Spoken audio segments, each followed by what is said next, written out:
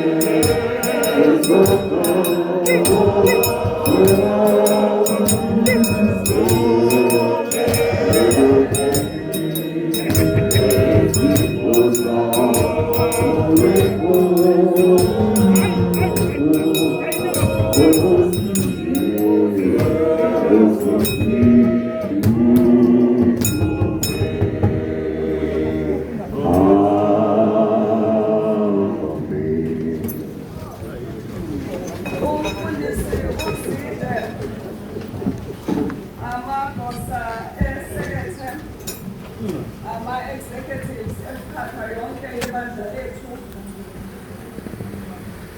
abashumayeli amadodana omama intombi i-MCYU nama-entities ayo bonke abantwana abancane i-church choir nangihlala la ngishaya insimbi size sibuye phansi ngahlala lapha ngingene ngizele ukushumayela uzothola ukubhadala imithini. Ngahlala la on Wednesdays. Sizwele inkonzo yabo lesithathu. Ngahlala la intombi yomanyana. Ngaphuma kule vestry uma ngizothatha isiphombo sami. Uma kufika ubizo kumina lufika ngisemngeni secretary section. Ngathi uma sesithuthile ekhaya sedlala eQueensborough ngabona kuyile indawo engifanele ukuthi ngizokhonza kuyo. Ngafika sengikhulele umntwana eselindele ukuzalwa ngoba uNkulunkulu waseyitshalile into enhlizweni yami. And all I needed was somebody ozonglulela isandla. And when I came to Albert Park, Durban Metro, ndayifumana yonke lonto.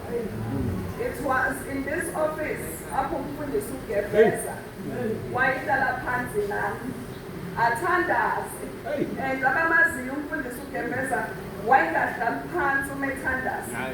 Wayema ngeenyawo athi wayi yezulu. Nanku umntana wakanzimana. Ngokusho njalo ngizama ukuthi this place is filled with memories. Because ula umntwana wazalwa khona. And this circuit became incubator. Amen. Eyangifukamela. Ngathi umntwana omncane ona-16 la ngivela khona kwathiwa yini ozoyenza umntwana omncane uzosihlaza, uzoya emazweni umithe, usinike i-problem. When I came here, kwathiwa woman or not, young or not, siyakwamkela. And when I came here, ngathola obhuti bami nosisi bami, ngaphinde ngathola abazali. Ngabathola obhuti bami oYandisa Bunge, ngabathola oMphemba sigijima sonke, obhuti bami kule vangeli, ngabathola oJuni, ngabathola kodwa nobaba bami, ngabathola obaba uMabhija nobaba uMphambukeni, obaba base-Asegayi nobaba uShusha ongakashintshi.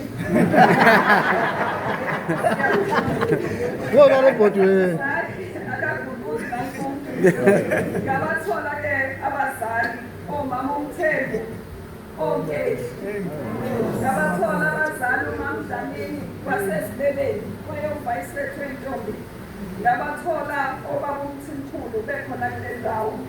Ngaphinde ngathola ama-siblings osisi bami, osisi Ntombi, oNeli, nawe Zanele osisi bami, oNonto, uNonto usabongaba userious. Ngakusho njalo bazalwane bami ngizama ukuthi ngithokozile ngisekhaya. And throughout the journey ngiyazi ukuthi benilokhu ningithandazela. Uma umzali uyamyeka umntana andizele kude kodwa uyalazi ekhaya. Intaka ibhabhe kodwa ibuyelaphi esibhekeni sayo ibuyele ekhaya apho ifumana khona amandla. Ngizwile ke i-support yenu ngisemazweni ningithandazela. Ngayibona ne-support yenu kwi-colouring service yami ngisangena nomhambo. Ngayibona even nange-induction because i-Durban Metro yangithengela ikhasokhi ye-induction yami ngizobekwa to become the presiding bishop. Ngizama ukuthi-ke kusekhaya la noma ngabe izinto zodaka kodwa kusekhaya. And this place iyohlala ihleli enhlizweni yami. Mfundisi uZithe, I want to commend you ngomsebenzi owenzayo la. Ngithe uma ngizibuza ngoba nginamakhaya amabili, ngibengaya kwamashu bengeza la. Ngizibuza ukuthi ngiyephi, wathi uma hayi iDurban Metro iyavuka, iyazithintitha manje, they are dusting themselves off and bayagijima. Yathi-ke lento mfundisi wami, ikhona lento enhle oyenzayo kule ndawo. Because when we ordain abefundisi sifuna kuba abantu abazoletha fresh ideas of transformation bayikhulise inkonzo. And therefore ngiyaziqhenya ngawe sisi. uNkulunkulu aqhubeke akuthwale, uNkulunkulu amnike amandla ukuzowenza lo msebenzi ngentobeko nangenqobongo. And so umgomo webandla right now is becoming an alternative community. Isizwe esihlukile. revival sakha phezu kwakhe asimlahli bawuthi mkhulu kodwa sithi uma sesi-revive siphumele ngaphandle sithi simbona aphakuthi esehlanza inhliziyo yethu zama ukuthi ngaleyo ndlela-ke masihlangane kule nkonzo kodwa angaphelele kumnandini wokucula nayo yonke into esiyenzayo kodwa uma siphumela ngaphandle we need to be an alternative community umagnet ozodonsela bonke abantu uKristu lokho sikwenza ngokuhlala inhlalo ebhedeshekileyo nelungileyo nebungashu ukuze ube yi-community nathi kumele ube yi-community nawe uqobo lwakho ube connected with God ube connected ney'mfundiso nesisekelo ezabekwe empilweni yakho eziphilisayo sikhona-ke iy'ndawo wey'sekelo ezibhedayo zibekwa khona silahle lezo and connect with that which is correct so ngalawo mazwi-ke kumnandi kuba sisekhaya kwaze kwamnandi sesigoduka kodwa-ke siyazi ukuthi siyophinde sihlangane bashumayeli bami ngibusisekile ngani kumazwi kade ngiwakhuluma ngize ngathatha ama-notes ngizwa noma ngikhuluma kwi-conference khona nje engicaphunile okwazi-ke mzalwane wami ukuthi ngikhotha wena xa sengisho njalo i-level i-cream engiyitholile la ekhaya iyamangaza phansi kwamazwi athi I am eniwakhulumile namhlanje into emangalisayo-ke bashumayeli bami ziletha wethu uThixo uqale enze umsebenzi bese kuphuma igama usually sinika umntwana igama singakaboni ukuthi uzobe uphumla manyani na kodwa wethu uThixo uqale enze umsebenzi bese kuphuma igama and so all these things athi I am uKristu is because uyi-evidence-based God ikhona i-evidence yokubuya kwazi ukuzenza ikhona i-evidence that he has done them before hambani niyabheka wonke la mazwi bengu-MU director so ngiyadlula kulento hambani niyabheka wonke la mazwi and you will see ukuthi it is evidence-based where the names of God and the I ams come from and so may God bless Durban Metro may God bless Albert Park Thixo angigcinele mina ngazi ukuthi uma ngibheke emuva ngibheke ekhaya zikhona iy'hlobo abanye abangazi basha because i-Albert Park nesekethe yethu ileyo rotatayo fluid where people come in and out and that's okay manje ngibona-ke young people in the streets I belong here kusekhaya la sayingazi Hala at me. All right.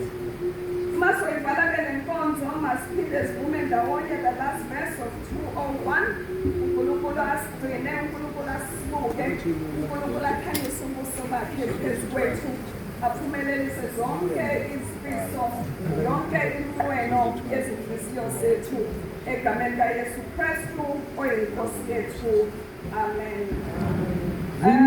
Mfundisi uZide ivoice yakho ngiyayihlalela njengoba uhlalele yami kodwa ngazitshela ukuthi uNkulunkulu ubize uphumla ephelele and I can never be apologetic this is me this is it and the church took a risk but this is it and uNkulunkulu ngithanda njengoba nje I'm trying to say bantu abasha whoever you are no matter how crazy you are no matter how much you think you're a misfit no matter how abnormal you think you are, you were created to be exactly who you are. Never be apologetic about who you are as a young person. Bantu besifazane, ningabuxoliseni ubufazane benu. You are made in the image of God, ngokuphelele. And uNkulunkulu uzozigcina asiphathe asiphakamise ngoba indlela zakhe ayifani nendlela zethu imicabango yakhe ayifani nemicabango yethu ngoKristu Yesu Nkosi yethu 201 last verse Undithwale na karo